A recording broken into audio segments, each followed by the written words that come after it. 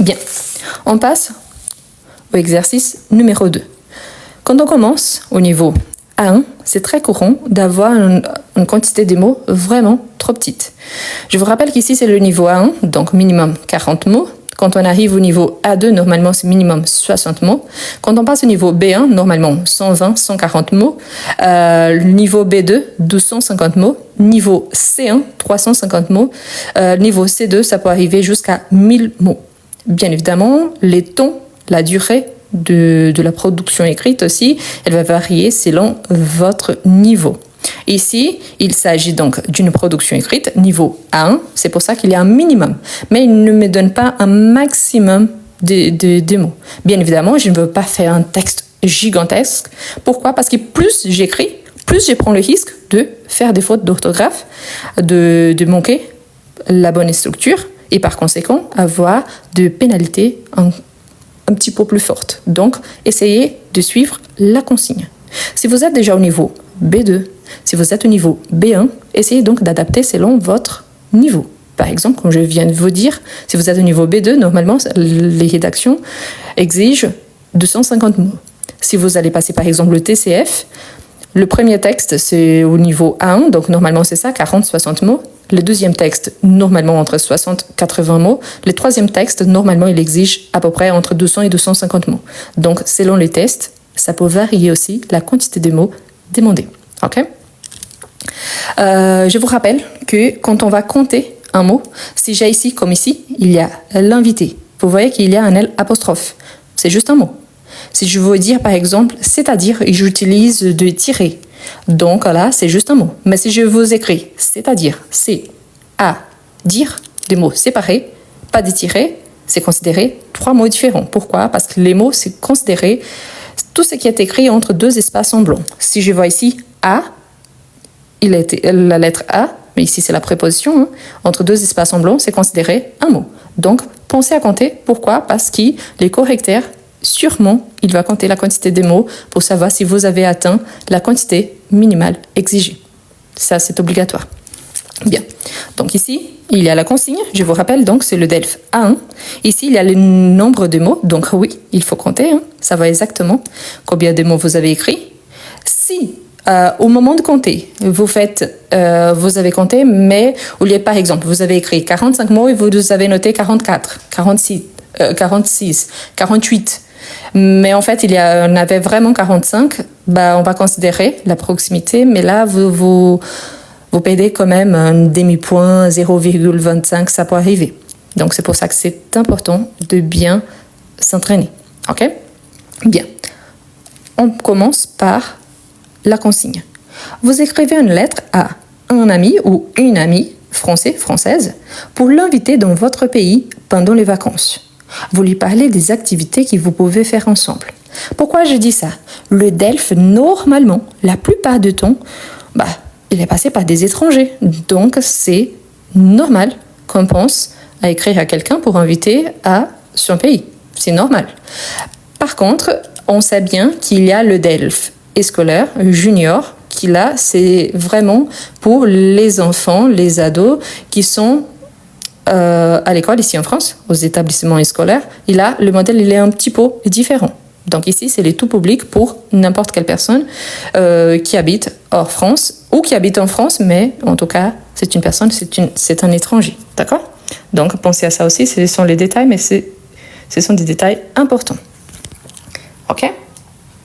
Je vous rappelle que ChatGPT, oui, ça peut faire une seconde, mais au moment de passer un test, vous n'avez pas le ChatGPT. Et en plus de ça, c'est très, très, très facile d'identifier un texte écrit par ChatGPT ou n'importe quelle intelligence artificielle, parce que le texte, il suit à peu près un modèle identique, et à la fin, on voit que c'est toujours la même chose. Donc, faites gaffe. Le ChatGPT, oui, vous pouvez utiliser une intelligence artificielle pour vous aider à vous entraîner, pour vous aider quand vous avez des difficultés, pour vérifier l'orthographe, des choses comme ça, pour vous donner des idées. Mais vraiment, ajoutez la touche humaine parce que si vous n'adaptez pas, vraiment, c'est très facile d'identifier un texte qui n'a pas été écrit. Par exemple, si vous prenez un texte dans votre langue maternelle et si vous utilisez les Google Traduction, on se rend compte. C'est très facile de se rendre compte. Donc, ça ne sert à rien. Je vous rappelle en plus que l'objectif, c'est d'apprendre le français et pas avoir une intelligence artificielle qui fera absolument tout à votre place. Sinon, ça ne sert à rien. OK? Bien. Ici, on va commencer. Donc, vous écrivez une lettre à un ami français pour l'inviter dans votre pays pendant les vacances. Un ami ou un ami. Là, moi, je suis d'origine brésilienne. Je vais inviter quelqu'un pour aller au Brésil. Donc, on va commencer. Pour ceux qui insistent sur les intelligences artificielles, je pense vraiment que là, ce n'est pas vraiment votre place. Si vous n'êtes pas intéressé, prenez votre petit doigt, passez pour le live suivant, parce que là, l'objectif, c'est pour les gens qui aiment bien, soit bien apprendre à écrire, à mieux écrire, ou alors qui veulent vraiment apprendre le français. D'accord? Donc, bonne journée à tous, et on continue. Bien, si j'écris un ami, c'est une amie, donc je peux être plus informel. Je peux commencer par exemple, salut Julie. Pourquoi? C'est mon ami, ok? Salut Julie. C'est mon ami. J'ai besoin de commencer, bonjour madame, c'est mon ami. Donc je n'ai pas besoin de dire ça. Bonjour monsieur, c'est un peu plus formel. Donc on adapte selon notre consigne. Ok? Ensuite, on va écrire. Et on va dire la situation. On peut commencer directement, je t'invite, j'aimerais bien t'inviter. Ou alors, on dit pourquoi on est en train d'écrire. Attention, chère Julie, c'est possible, c'est une amie, donc c'est quelqu'un d'aimé. Ok? Julie, ma chérie, c'est possible, il n'y a pas de souci. Ici, on va tout simplement, vous allez ajouter de la façon que vous parlez avec vos amis. Ok, la façon la plus intime. Coucou, c'est bien, donc oui. N'oublie pas, Julie avec J majuscule. On commence avec une majuscule aussi. Pourquoi? Parce que c'est le début d'une phrase. Ici, c'est un nom propre. Donc, voilà. Bonjour, c'est possible. Donc, B majuscule, c'est possible, ok? Donc, dire ma chère, oui, c'est possible. N'oublie pas chère avec l'accent grave et pas aigu. Ok?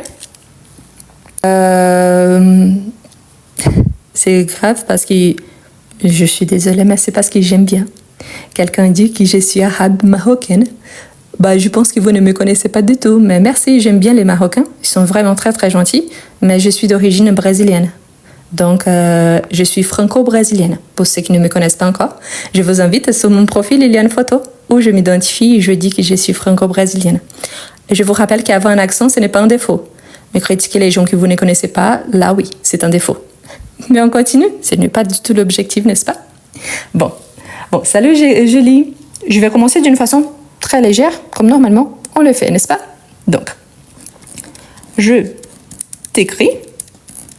Bien évidemment, je vais la tutoyer. Pourquoi? Parce que c'est mon ami. Donc, je t'écris pour t'inviter. Donc, inviter qui? Julie. Pour t'inviter, après une préposition, verbe à l'infinitif. OK?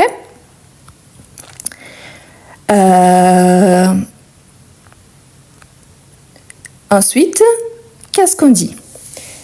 On a je t'écris pour t'inviter. T'inviter à quoi? Donc, on parle d'inviter la personne à notre pays. Donc, à venir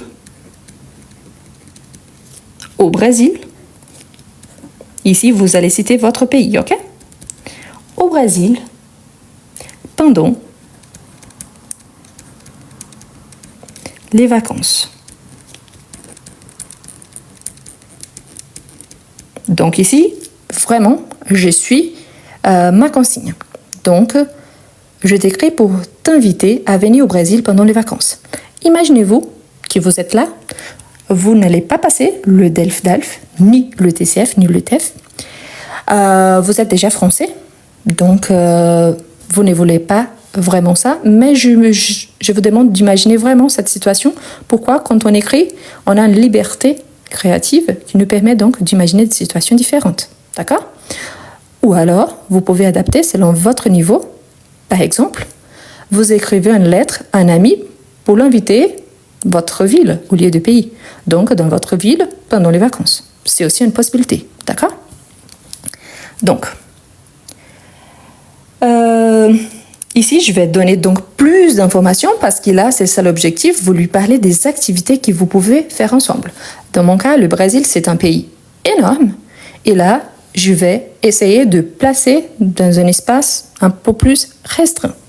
Donc, j'habite à Rio de Janeiro.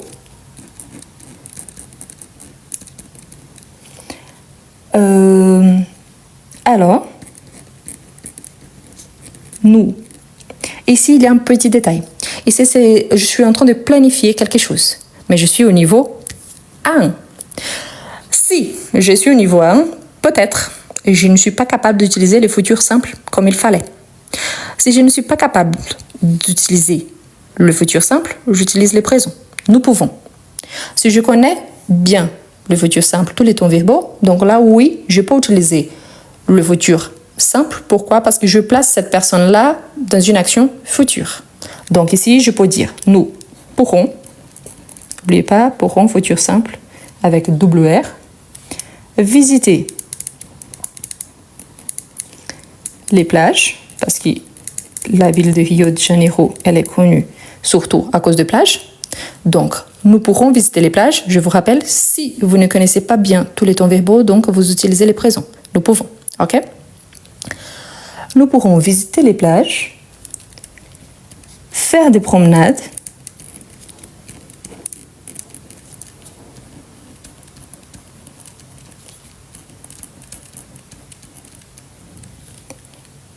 et bien évidemment, et découvrir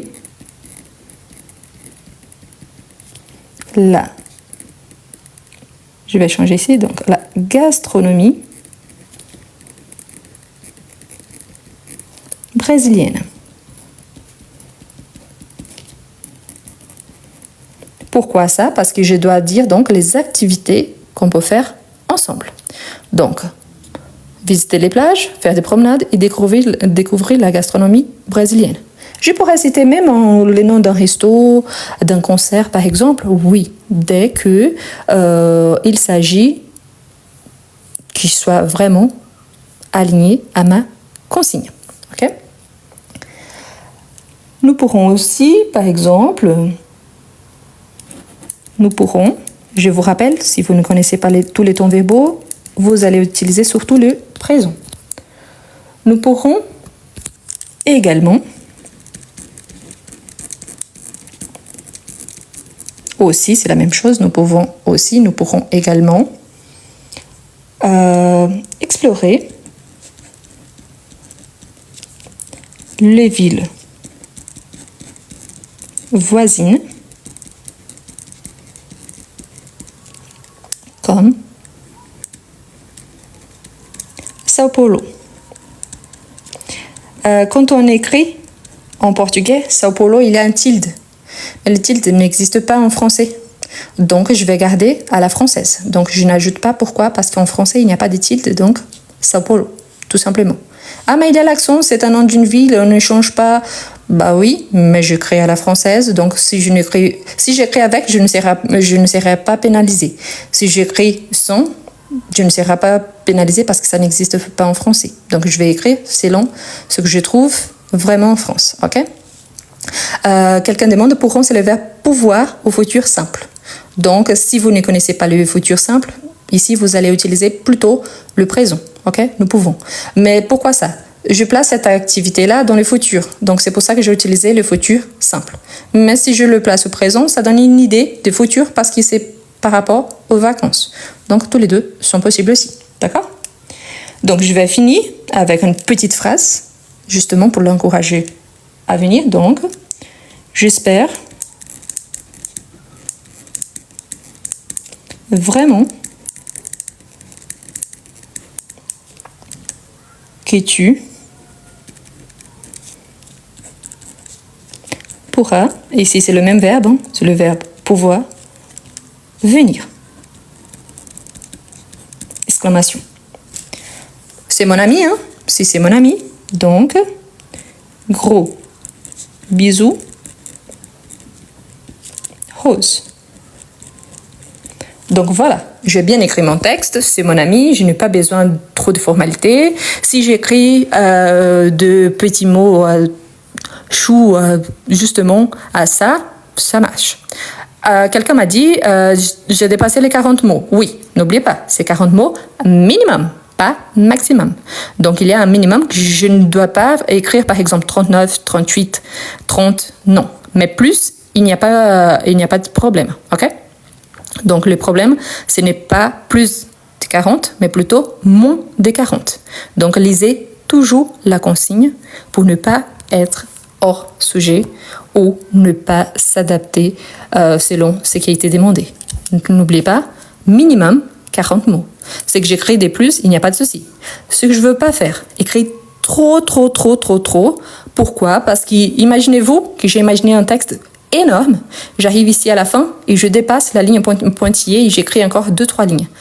Ça veut dire que je ne suis pas capable de résumer mon texte et d'écrire à un ami. Ok? Donc, pensez à ça. Ici, j'ai adapté selon le besoin et surtout par rapport au niveau A1. Si vous êtes au niveau A2, si vous êtes au niveau B1, B2, ça change. Pourquoi? Plus votre niveau il est avancé, plus je connais mieux la structure demandée et en plus ce qu'il faut faire et ce qu'il faut éviter. Ok? C'est un texte très simple.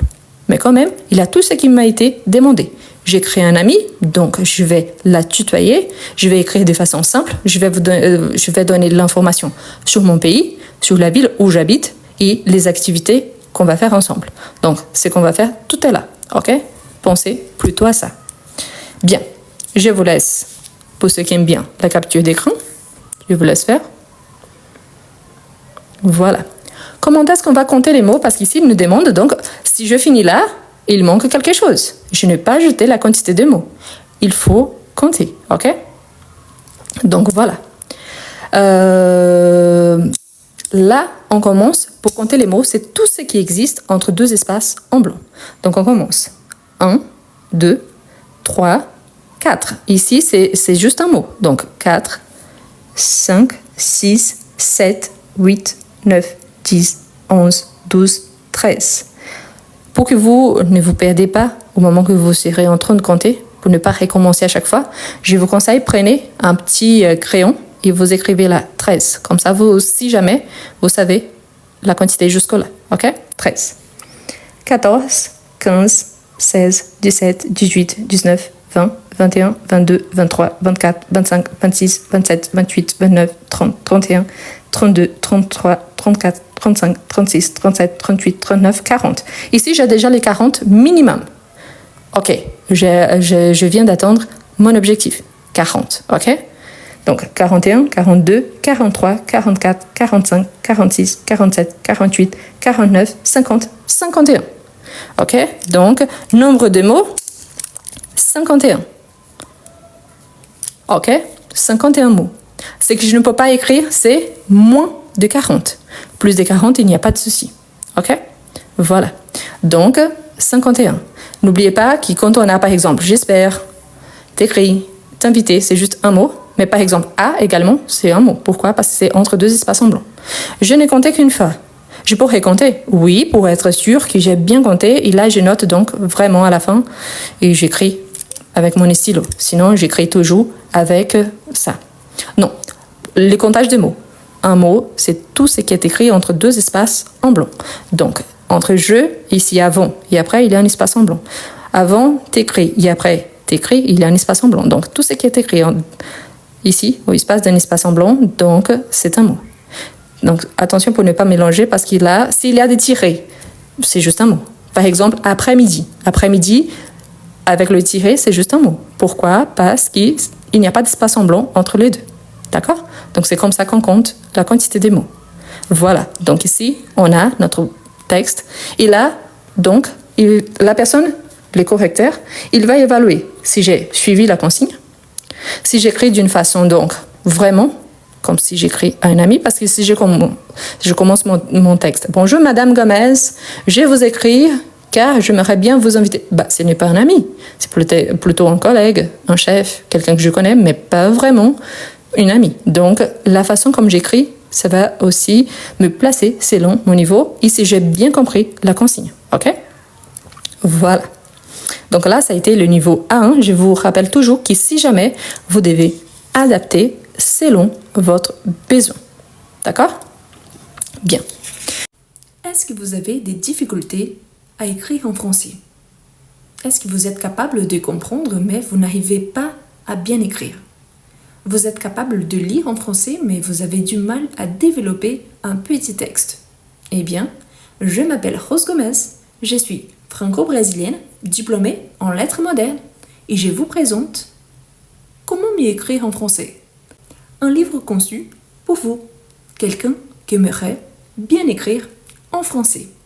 Le livre présente 11 unités, parmi lesquelles vous retrouverez toujours des astuces précieuses pour améliorer votre niveau. À chaque fois, vous aurez des explications suivies des exemples et des suggestions de lecture. Et en plus, à chaque fois, il y a un exercice au niveau débutant, en fait plusieurs exercices, suivis des exercices au niveau intermédiaire. Ce qui vous permettra, si vous êtes débutant, d'avancer, et si vous êtes intermédiaire, pas seulement d'avancer, mais aussi de réviser. Voilà les liens pour acquérir votre livre. Vous pouvez copier-coller sur votre page de recherche et vous pouvez le trouver aussi dans le premier commentaire et dans la description de cette vidéo. Je vous invite également à utiliser les codes apprendre et comme ça, vous aurez une jolie réduction. Ne ratez pas cette occasion de bien apprendre à écrire en français.